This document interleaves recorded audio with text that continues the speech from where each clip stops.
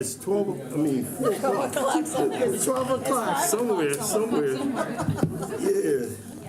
Oh, let me sit down, sorry. We're going to call the Natural Resource Committee to order. Ask now that you would rise with me and do the Pledge of Allegiance to the flag. I pledge allegiance to the flag of the United States of America and to the republic for which it stands, one nation, under God, indivisible, with liberty and justice for all. Thank you. Get back to you. Statement of compliance with Freedom of Information Act. All notification sent out to the public and to the media about the time and place of and the agenda of this meeting. The chair will now entertain a motion to approve the minutes. To approve the agenda that's before us. So moved. Mr. Dawson has motion. I'll make a second. Mrs. Howard has seconded. Any discussion? Those in favor, please indicate by raising your hand. Okay, it is unanimous. Thank you. And then the approval of the March 3rd, 2025 minutes. The chair will entertain a motion for the approval of that minutes. Don't all speak at once. I'll move. Thank you, Mr. Dawson. Anybody second? I'll second it. Mrs. Moving along. Tabernac. Any discussion? Those in favor, please indicate by raising your hand. Okay, and Tom, which way you voting? With you? Okay, thank you, sir. Yes, sir. We're down to item number 6, which is the public comment. And I have 2 people that have signed up for public comment, a Mr. Kevin Dukes. Mr. Dukes. Yes, sir. Yes, sir. Thank you, Mr. Chairman. My name is Kevin Dukes. I'm a real estate attorney with the law firm of Harvey & Batty. We were just here with community services, so I'll try not to duplicate things, but I know, Mr. Chairman, you weren't here, so some things I may repeat for your benefit, if nothing else. But first, let me start by congratulating Rural and Critical and the Open and the Green Space programs on the 2 projects that they have tonight, and to express my support for those projects. Those are tremendous, and especially with the North Widgeon Point being the first project that Rural and Critical had. It's taken a while, but it's good to get it done. So as I mentioned at Community Services, this morning we submitted an application for a rezoning to down zone the property known as Pine Island. Under the Pine Island downzoning plan, 100 residential units or houses will be removed from the landscape, permanently removed, and that will result, one thing I didn't mention is that will result in a density equivalent of actually what's on Lemon Island. So nature preserve, basically 1 unit per 10 acres. And so I wanted to point out that this downzoning plan aligns with the goals of Rural and Critical and the Green Space programs, and through a market-based public-private partnership delivers everything those initiatives aim to achieve, the key point, without spending a single taxpayer dollar. And in fact, in our plan, which I mentioned before, not only are we not asking for any taxpayer dollars, but we're making investments into the local community on St. Helena through the proposed transfer of a parcel of land in the Corners community and the donation of initially $3 million with a defined revenue stream going forward to fund a community and recreational center. And that is something that I know that all of you members know is probably at the top of the list for the folks that are on St. Helena as far as what they're looking for. I know they come to a lot of the meetings looking for that. In addition to that initial investment, there will also be an $100 million private investment into the island. As I mentioned before, that is the largest investment into St. Helena. It will create 35 to 70 permanent jobs, hundreds of part-time, full-time equivalent jobs during construction, and that will make it the largest employer on St. Helena. And we just heard from CCDC about the importance of having jobs located close to people's home. And while this plan reduces density by 66% and reduces traffic by 60%, what also reduces traffic is allowing folks to work closer to their home without having to make those trips. And so for places like Ladies Island, the city of Beaufort, the town of Port Royal, those downstream areas from this project, That's really important from a traffic perspective, and I know that this council is really focused on that. And so we have presented a comprehensive narrative that's now in the public, that's with everybody here. And I wanted to be clear that the purpose of that is transparency. We wanted to give the council members all the information. We wanted to give the public all of the information at the same time at the beginning for a transparent and fair process. Additionally, we've included a development agreement with our plan, and that is key. There's been some discussion amongst council about development agreements and how to go about that. We'd ask for y'all to engage with us to make sure that we can lock in these things that I think are tremendously good for the community, and we look forward to working with you on that. And just to finish up, just a couple of the items, 360 acres of preserved open space, a 90% reduction in permittable docks, protecting 30,000 feet of shoreline along Village Creek, Eddings Creek, and the Morgan River, the removal of 1 million square feet of impervious surface, and that, along with moving vertical structures, as I mentioned before, back to 150 feet on 365 acres from 60 feet, will make sure that we protect from runoff and preserve scenic views from both public and private adjoining waterways and lands. And so I Mr. thank Dukes, you. I'm gonna need you to wrap up because. I understand. Yes, sir. Yeah, Thank you, yeah, Mr. Chairman. I understand you gave me more We're way over time. grace period right now. I understand, and I really appreciate that. I want it, and I will close by saying that this has been developed through an extensive engagement with the community. And that's from before, that's over the last 3 years. And so this has been a plan developed to try to work with everybody to garner a broad base of support from the community and on St. Helena and Beaufort County as a whole. Thank you, Mr. Chairman, for the extra time. I appreciate it. Thank you. Next is Mr. Mike McShane. He wants to introduce a doctor, and I can't read your writing there, so I'm gonna let you introduce it. Well, in the medical field, we make sure you can't read our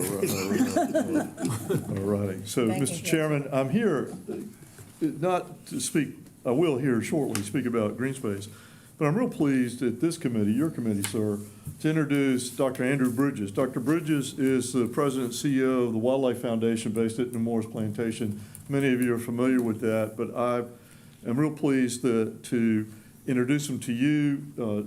Dr. Bridges is involved in a number of different innovative wildlife habitat, land management programs going on, everything from land stewardship. He's a resource for the county. And I just wanted to bring today just a very quick and initial face so that you can see. You'll hear more from Dr. Bridges over time and opportunities that are being involved. Many of you have actually had a chance to be out there, and we look forward. We take great pleasure, Mr. Dawson, that we're in your district. We're proud of the work that we do and with the investments that the county's made up in that area of that part of the northern county with the Ace Basin, et cetera. I wanted everyone to just have a chance.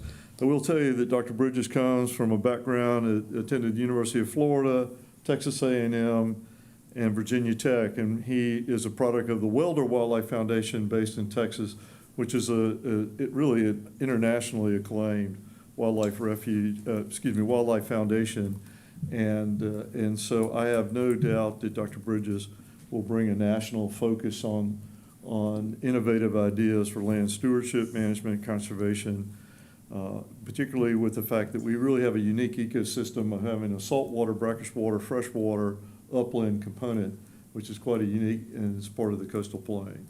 So I just, as a courtesy, wanted the council, the committee to meet Dr. Bridges and look forward to interactions in the future. All right, Dr. Bridges, you have a minute of his time if you want to just say something. I promised him he wouldn't have to say. Did you come in from Charleston too?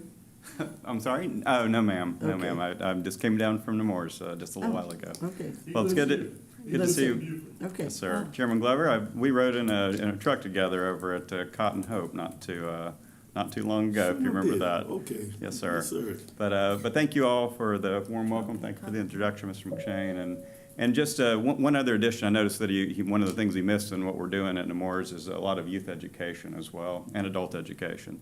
So that's another primary component of what we're working on out there, community engagement. And we now have our first public tours that are available now. So if folks want to come out and learn more about conservation in the ACE, there's a whole series of those. You can sign up. We're doing those once a month. So look forward to seeing you all out there real soon. Thank you. I did get an invitation from Dr. Adams at Penn Center to join y'all on Wednesday, but I can't. Oh, you can't? Yeah, Oh, I'm goodness. stuck here. Oh, I'm sorry. For a workshop. Well, and stuff. anytime you want to come, you're more than welcome. Just let me know. Okay, thank you. Mrs. Smith, is Rob is here? Okay. Oh, that's right, I'm sorry. I checked you off already. I Oh, that's okay. apologize. Yeah, I'm moving down to number 8, but we're at number 7. No, Yeah, and I'm also going to be addressing the plastic bag ordinance as well. Sure, go ahead, you own. Okay, and, all right, I guess that one's first. Okay, well, I wanted to give, at the request of this committee, give an update of the plastic bag ordinance and the revisit that is currently going on. As you remember, last year, this committee and council revisited the plastic bag ordinance and basically kind of remanded it back to staff to take a closer look at it and look at the scope of it, the impacts. And so we wanted to make sure that we consulted other communities because, there are several communities in coastal Carolina that have ordinances similar to ours and have ordinances that have a broader scope that, also restrict the use of other types of items that they're often found, in our waterways and on the side of the road. And so we talked to the city of Charleston and some other jurisdictions, and if we can go to the next slide. Oh, good. So some of the things that we learned from talking to Charleston County is that they went through a rather extensive outreach process, which involved doing a survey, both of residents of the city of Charleston, but also businesses, because they wanted to make sure that, because businesses are bearing the brunt of the enforcement of this particular ordinance, that, we reached out to them, heard about their concerns. And it was kind of interesting what we learned from them. But let me go back to the slides here. That one of the things we did locally is that we brought in, we developed a working group, which brought in other departments, including our Keep Beaufort County Beautiful, our recycling and waste management department, stormwater, communications. And so we have this working group, and actually they've been very enthusiastic, which is, it's nice to work with a group of people who are excited about divvying up the tasks. It has a broad base. We also have some citizen members. And so basically we brought this idea forward to them of this survey. And so the committee developed this survey. And then I think that we've presented to this group, this committee before, that is online, although I believe that the cutoff date was April 1st. Right. Yeah, so we're now in the point where we are compiling the information. We have some initial findings, but we're putting together the results. So some of the things, when we put together the survey, some of the things that we learned from talking to other jurisdictions is there are many different ways to try to limit the amount of waste that goes into, the roads or our waterways, and they're not all outright bans, So there are, like our plastic bag, it actually doesn't allow, single-use plastic bags of a certain size, certain thickness. But other restrictions may include having an ordinance that, let's say for straws or for plasticware, they require it to be on request only, and so what we've learned from talking to other jurisdictions is that regulation is actually popular with many businesses because, for one thing, it's not telling a consumer whether they can have something or not. but it's putting the burden on the consumer to ask for a straw, which personally, I don't use straws. It has nothing, it's just, I don't, like straws.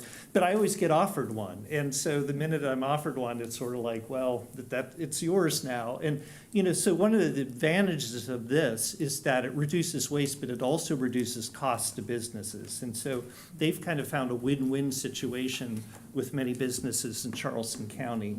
And so these are some of the things that we kind of picked up on. And so we developed a survey that would take on this type of information, looking at different types of plastics that we might want to consider regulating, everywhere from plastic bags, styrofoam cups, those clamshell containers that you see often in takeout, and plastic straws and plastic forks, knives, spoons.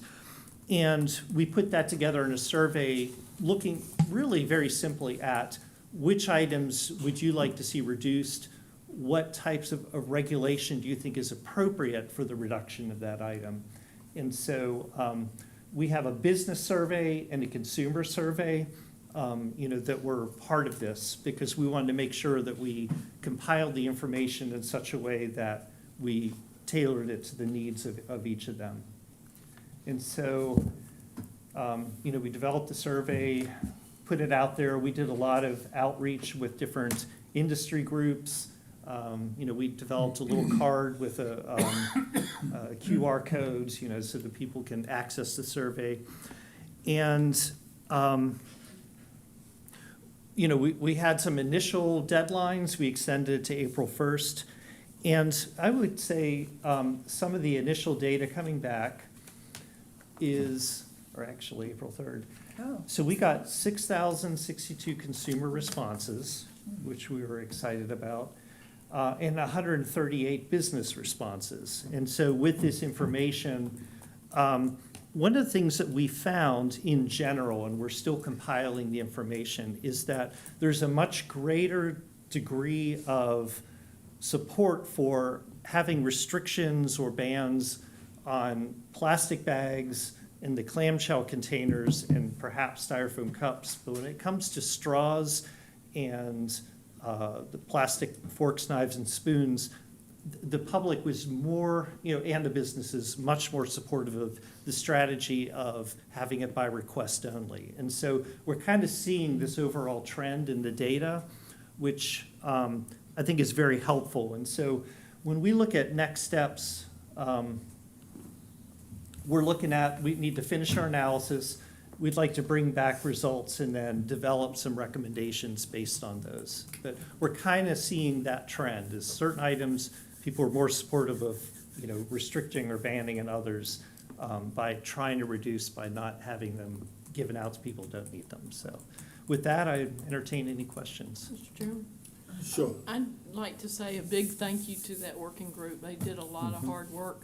I'm sorry that Julianne's not here but I understand congratulations are in order for her, so that's good. But that was one of the best working groups I've had the experience of sitting in on. I was just liaison to them, but they did a great job. Mr. Chairman, I have a question.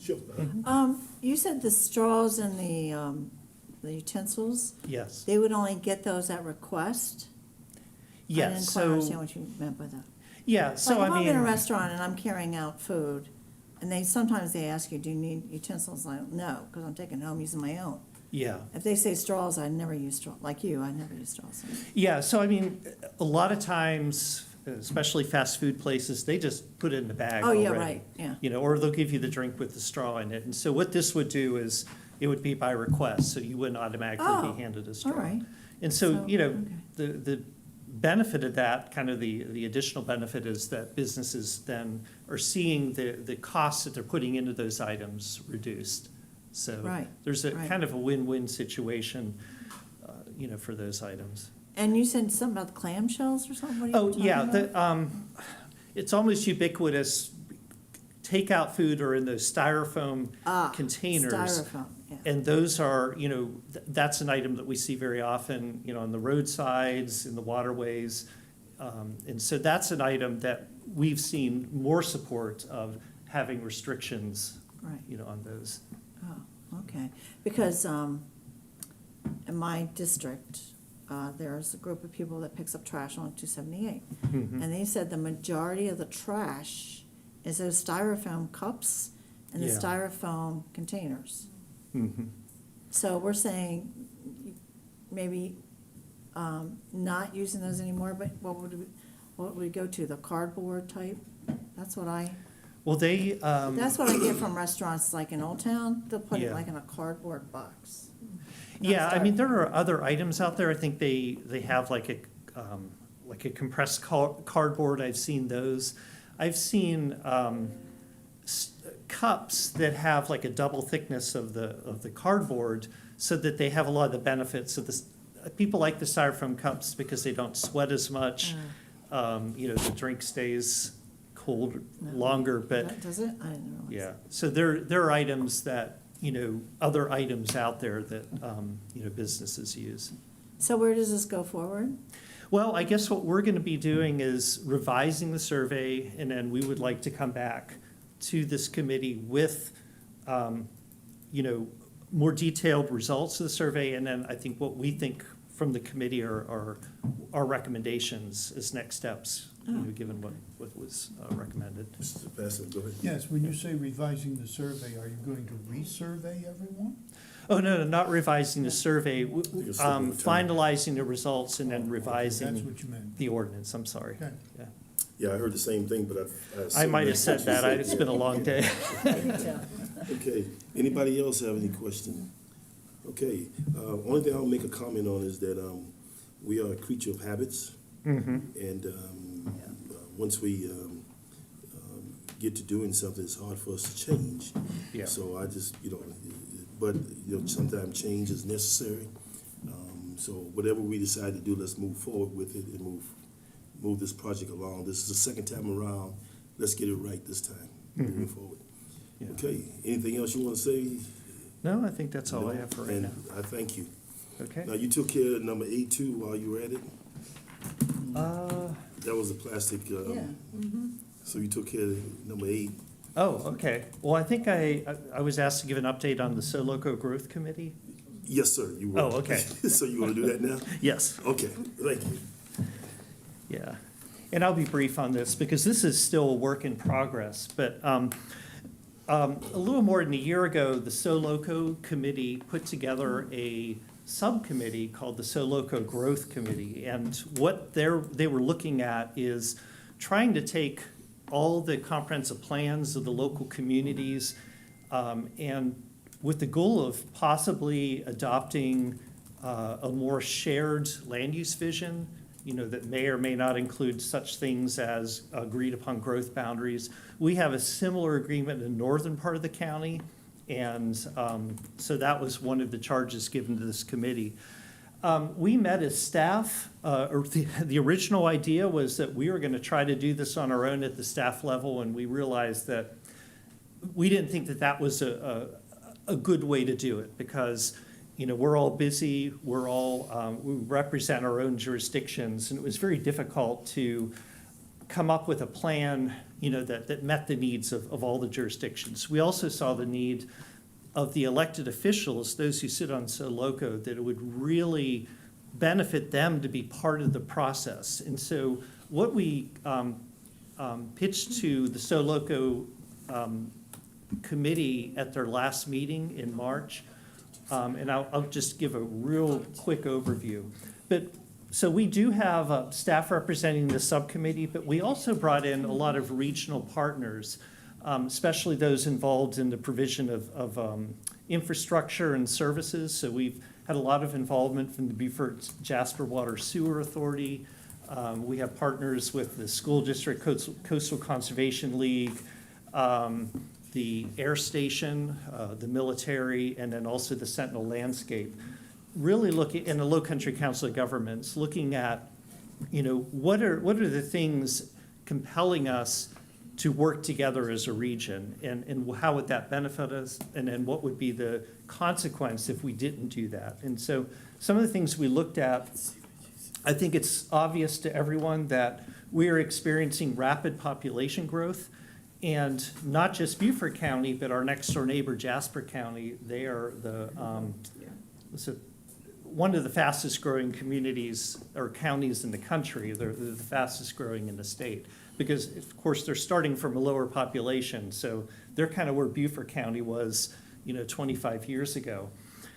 So we're seeing this incredible growth, and at the time, it used to be a factor of Beaufort County, its municipalities, but now what we're seeing is that growth is moving westward into Jasper and Hardeeville, but it is still impacting the county. It's impacting our services, our roads, and so this need to work together is something that is, really compelling for all of us.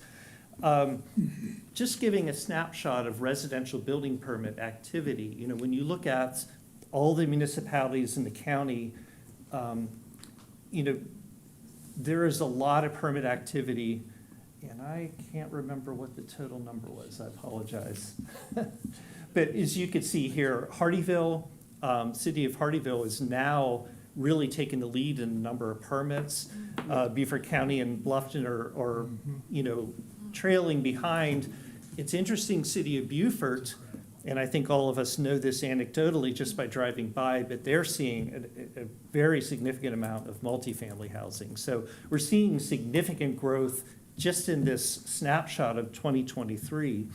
And if you look at this and ask the question, how long did this continue?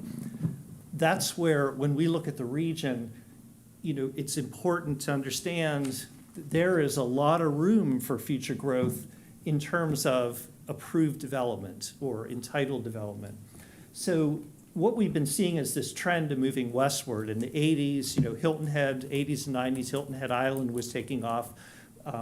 In the mainlands in the Bluffton area was beginning to be subdivided. We had the growth of Sun City, but we've seen this westward movement. And so Beaufort County, in the Okatee and Bluffton area, we may have, and this is just taking all the subdivisions and PUDs, the capacity within those and the vacant lots of about 2,500 or so additional residential units.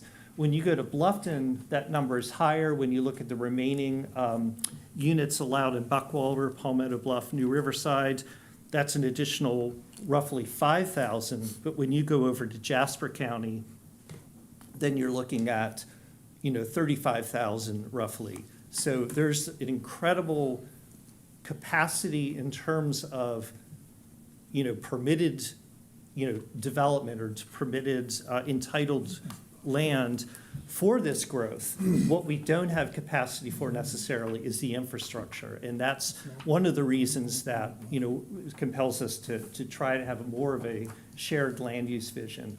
I think that we're all familiar with transportation. The more growth means that we're seeing more and more failing intersections or failing roadways where they either need to be widened. We're struggling with how to fund all these improvements. So I don't want to dwell on that. This is interesting, and the Beaufort Jasper Water Sewer Authority is really looking at significant amount of investment in order just to keep up with existing and proposed growth. They're looking at investing a lot more money in the next 10 years than they have the last 10 years, in the improvements to their water plants. So, this is definitely, it's something that is paid through rate payment or connection fees or capacity fees, but it definitely adds to the cost of development.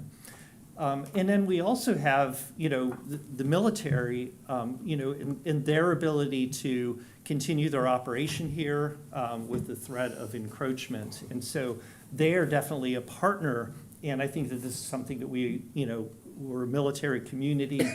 We also see them as a major driver of our economy, and so working in tandem with them, they want to make sure that we're looking at, them being able to continue their operations and continue their mission. And then this spills over into other areas like, we have a nursing shortage in the state. So all of these things are compounded when you're in a high growth area, which, is another reason that coordinating to make sure that we are providing workforce housing in areas where it makes sense, that are near areas of employment.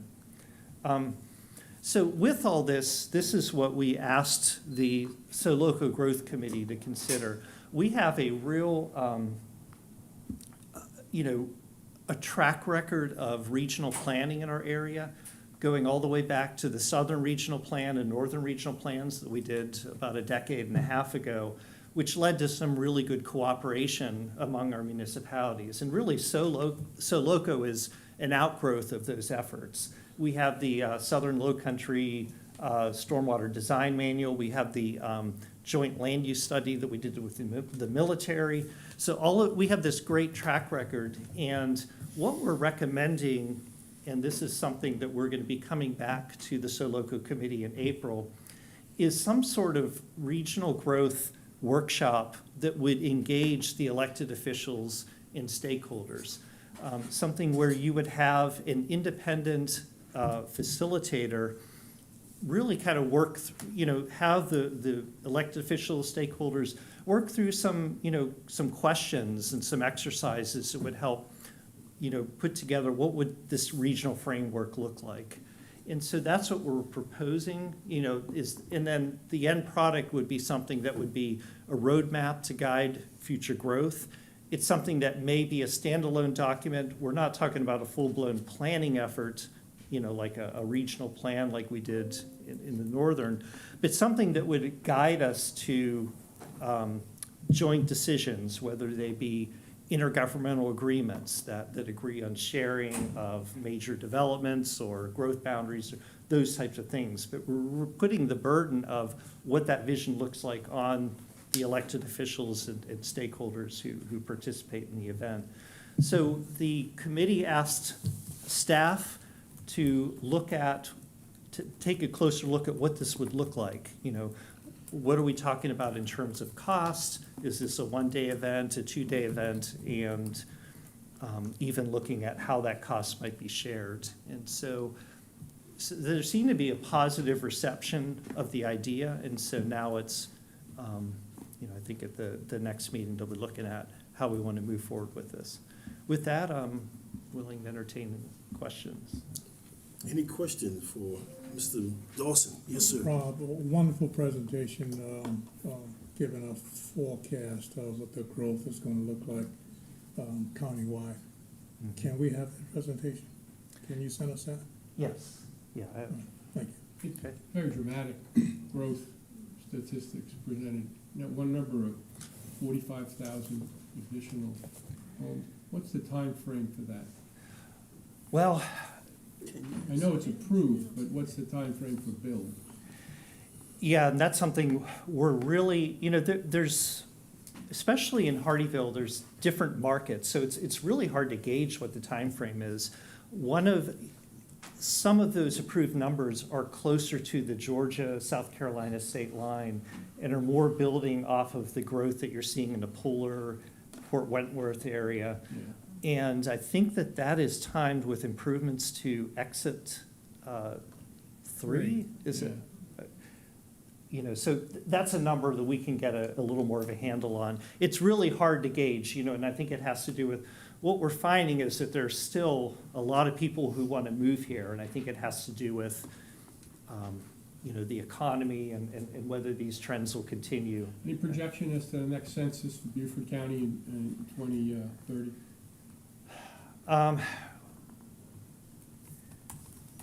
That's a good question. Well, you're gonna I'm look it up thinking, and tell me yeah. later. I hear numbers somewhere in the neighborhood of 210,000 for Beaufort County. Okay. Our growth is actually, we're still growing, but the curve is just starting to level off a little more because. But we're surrounding us, it'll be bigger. Yes. Percentage-wise, anyway. Yeah, Okay, thanks. but I'll become more prepared with those numbers for the next time. Any other question for Mr. Merchant? I have a comment. Yes.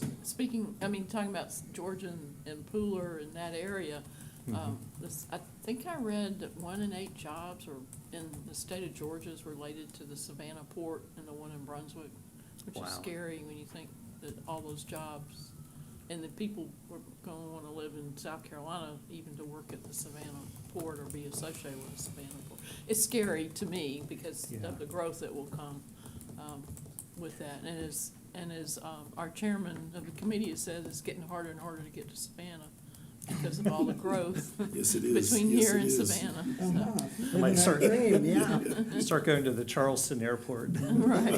And the Might be- opening of the Hyundai plant. The Hyundai plant, yeah, and- Bryan County. And the Mhm. expansion of the growth with that is going to exacerbate the number of houses that we're going to need and everything associated with that. Yeah. In some of those areas, the closer you are to the state line, it doesn't, the direct impact to 170 isn't as great, although it may lead to more people from Beaufort going back and forth. But the Argent West and Argent East, those are ones that, we're struggling with, just in terms of. Any other question? The comment you made earlier about the infrastructure, that's important.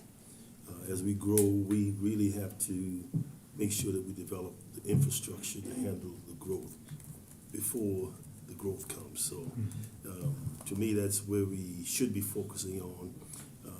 But one of the comments I would make, you have the next steps in your last slide presentation, the charrette, bringing all these entities together, the elected official coming together to talk.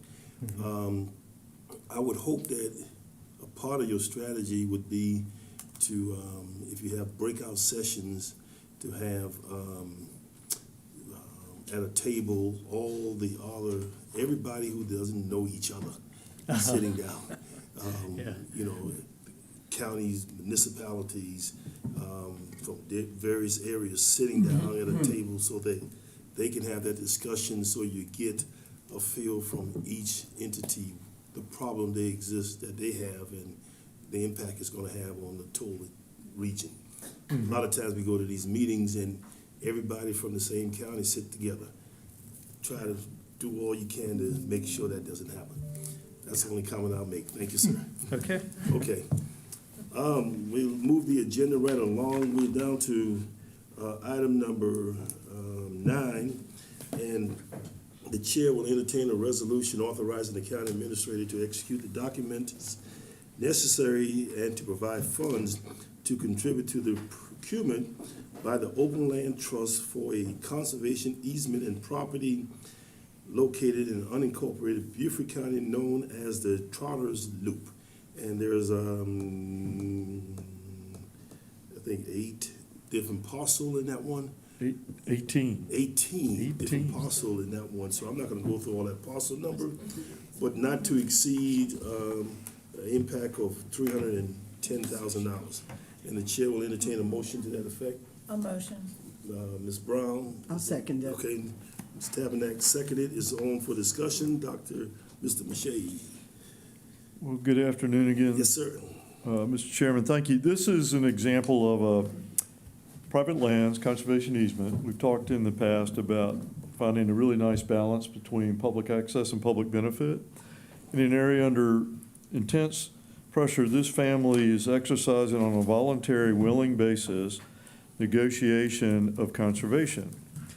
And the Green Space Committee recommends that on this 55 acres, as I said, 18 parcels, I ask you to think a moment, this family really worked to bring those 18 parcels together. That's an extraordinary effort. That demonstrates, frankly, a huge, someone has been engaged in trying to put together real estate like that for a recreational purpose. That is an extraordinary effort made by that family.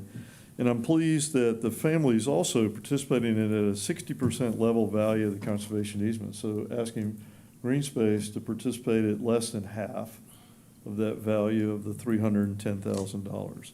It's a recommendation from Green Space. We ask for you to accept that and forward to council at your earliest convenience. Okay, Mr. McEllen, do you care to make comments before we move it to anybody else? Well, we sat through the presentation. It's a very valuable and complex piece of land, as Dr. McShane pointed out. It's compiled over the years, and the people who own it are making a very generous offer that we really think we should proceed on using the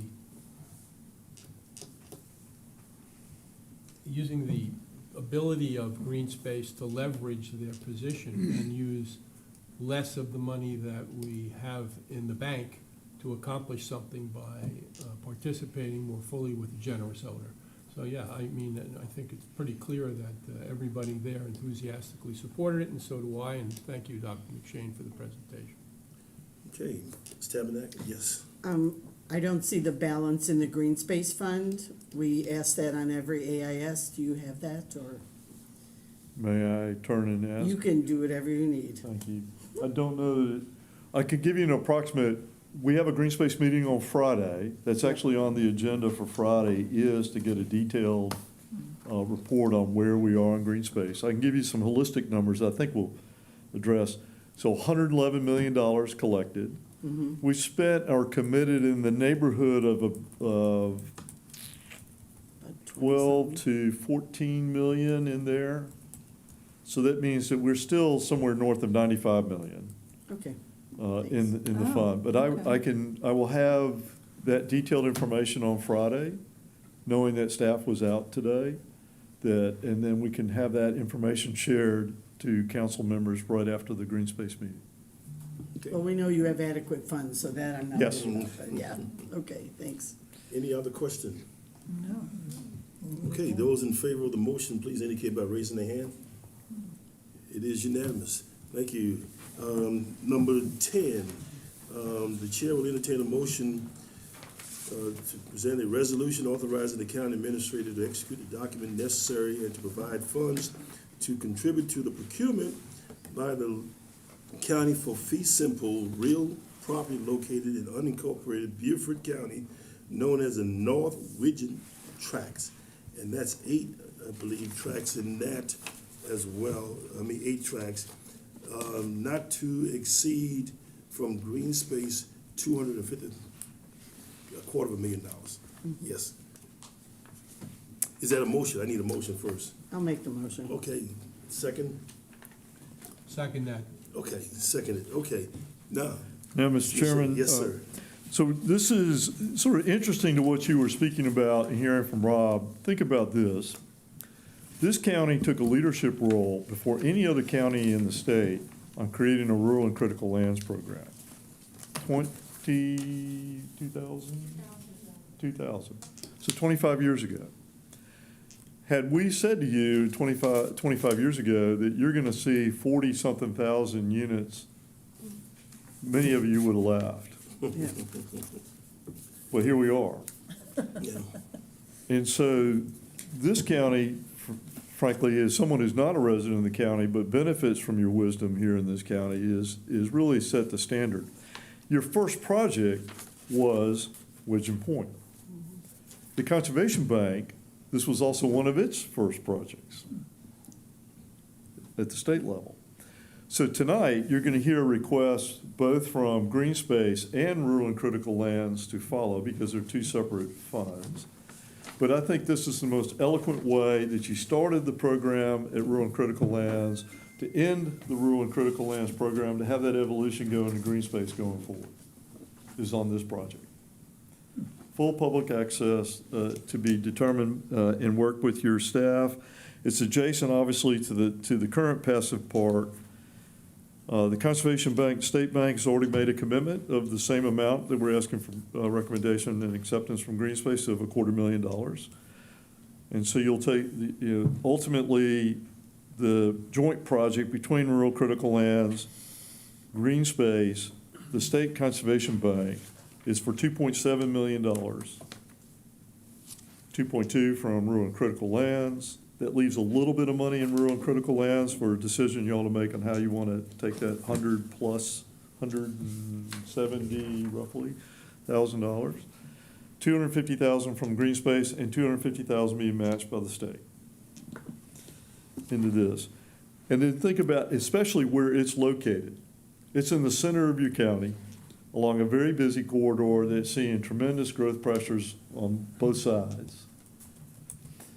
I add at the same time, the wisdom this county has demonstrated and will again about how you're willing to invest in your neighboring counties. And that is going to play a tremendous role in what you saw earlier today. The fact that you have you had the willingness and frankly the courage to be able to do that is now being heard across the state. That Beaufort County is willing to invest in its neighboring counties to help them out. This really, I think, is an eloquent way, as I say, to transition rural and critical lands into green space going forward, with the fact that it was the first and now the last. I don't think we could have scripted that 25 years ago, but it certainly worked out really well. So we're asking for your support, as a recommendation from Green Space to approve this project. Any question on this? Mr. Chair, one, Yes, sir.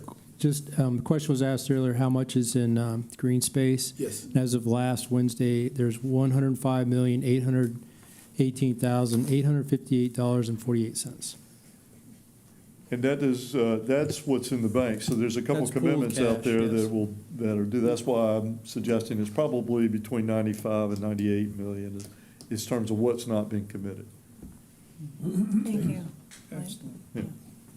When you look at that, could you put that back on the screen for a second? I don't think you need any other commentary other than to look at that and see where it is. How important it is being adjacent to the other park that's there. And the land surrounding that, owned by the state, is that correct? Sir. Mostly marsh owned by the state surrounding that? It is. I think it's the general principle is that unless you can demonstrate that you have King's Grant ownership, it's presumed ownership by the state. So, That being said, you've got tremendous water quality aspects that are being preserved in that area, not to mention the scenic aspect, and then to think about the public access to enjoy that on a recreational basis. picture worth 1,000 words. Yeah, it's almost all, we have almost all of Lemon Island under conservation. And I consider that really the transition place for north and south of the Broad, the true transition. Yeah, once you leave one side or the other, you're in a different world. It's that center point, and Only for then, your driving. it is. Yeah. Any other questions? I can tell you that Stephanie with the Passive Park has been looking forward to this for some years. You got a question? No. Oh. No. You calling for the question? No. Oh, no, nothing. Okay. I'm sorry. If no other, I have something to say at the very end, but At the end? I'll say Okay. that at the very end. we'll carry this motion out so that you can talk. How's that? No, I mean, not about this. Yeah, those in favor of the motion that's on the floor right now, please indicate by raising your hand. Those in opposition, it Sorry, is Mr. unanimous. You want to talk now? or- No. Oh, okay. Okay. Are we done? No, We're not no, done. no, we got one Another one more, to go. Yeah, we got one. which is Number 11. number 11. Yes, number 11. Yeah, it's all related, but an ordinance authorizing the county administrator to execute the necessary documents and provide funding for the purchase of tax map serial numbers, TMS 600, I don't know, there's several of those, Thank you. also known as North Widgeon, and we just talked about There it is. North Region a few minutes ago, and it has a fiscal impact of $2.2 million, and the chair will entertain a motion to put this on the floor. So moved. Okay, Mr. Passerman, is there a second? Mr. Dawson. Mr. Dawson seconded, is on the floor. It's Ms. Flake. Amanda. Yes, go ahead. Mr. McShane did a wonderful job, and I'm just here on behalf of Rural and Critical to ask for the 2.2 million share from Rural and Critical to buy North Widgeon, with the $250,000 coming from Green Space and $250,000 coming from the South Carolina Conservation Bank. Money well spent. Yeah, and then this, that Stephanie sent, shared with you is the budget, where you can see that, once, if this gets approved, the 2.2 million, what will be left in Rural and Critical is $172,826, to answer your question, Tab. Thank you. Okay, I know you have answered, is Ms. Tavernick's question. She wants to know what the balance is, so Yeah. you've done that. Any other I questions? appreciate this. Yes, ma'am. Any questions of Ms. Flake at this time? No. This is coming down to the end of the rural and critical land program expenditures, et cetera, as it relates to its program right now. And so, before we carry the motion out, I just want to say thank you to all the staff and contractors of the Rural and Critical Land Program, Overland Trust, for all that y'all have done and being a leader.